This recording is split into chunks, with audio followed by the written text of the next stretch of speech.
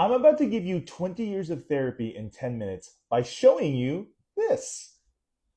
This is my pyramid of alchemy, and I'm going to show you how it works. Inner Child Alchemy is centered on one belief, that you get the voice in your head from your childhood, from the way your parents talk to you. And the way you talk to yourself in your head is a replica of how your parents talk to you and how your parents talked about themselves. This negative voice in your head dictates your emotions and your beliefs around everything in your life.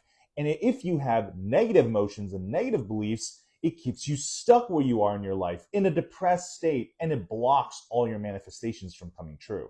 We use Inner Child Alchemy to heal all that. And here's how it works. At the bottom of the pyramid, the foundation is expression. So if you've ever seen a child, a new child, express themselves, they have no filter, okay? They are completely expressive. Every thought, every emotion, every belief, they just blurt it right out. But at some point, our parents give us expression blocks. So if you've ever been taught something like, stop crying, it's not that bad, or you're not allowed to be angry, you have what is called an expression block. And that is when it's not okay for you to express or to show an emotion, okay? And when we learn this, when we feel it's not safe and our emotions are not validated, we carry those blocks into our adult life. Some people are only able to express emotion in the car or in the shower. That was their only safe space. They couldn't show it in the house when they were growing up.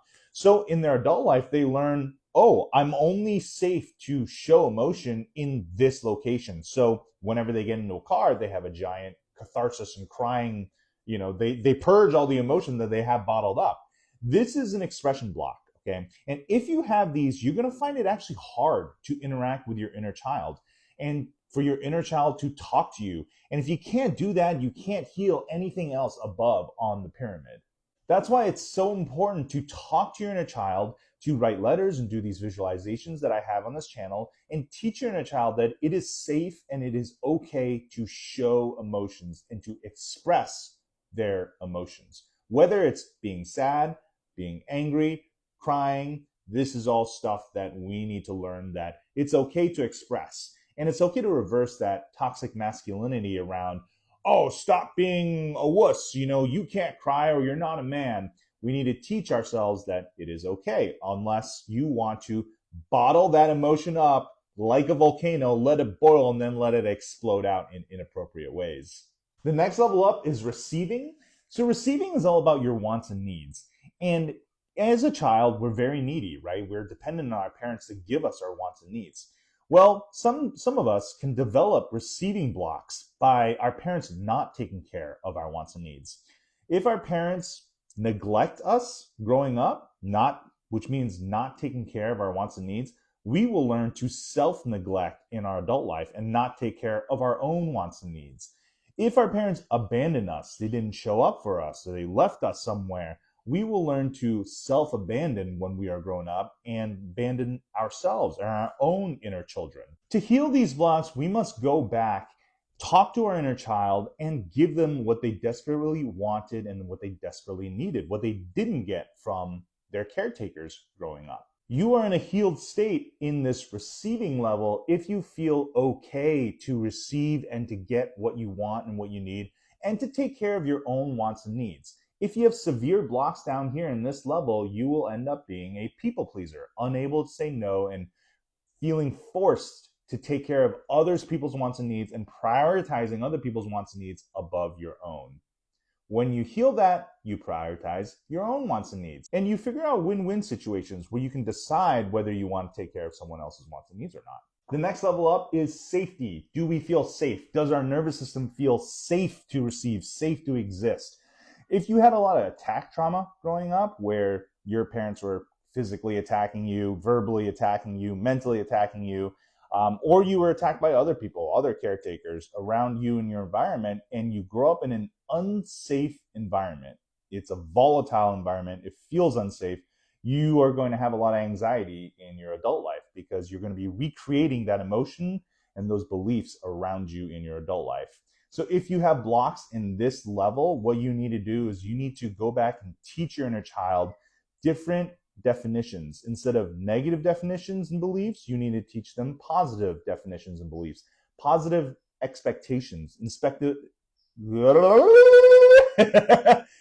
of always expecting the worst case scenario, you want to teach them how to expect the best case scenario. Near the apex, the second top level is identity, okay? Identity blocks are when your parents pressure you to be a certain way.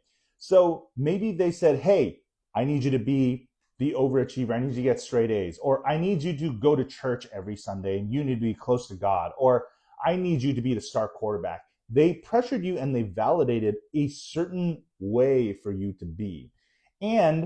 Or they shamed you about being a different way, okay? And so they pushed you towards an identity, right? You can't be this way. This way is worthless.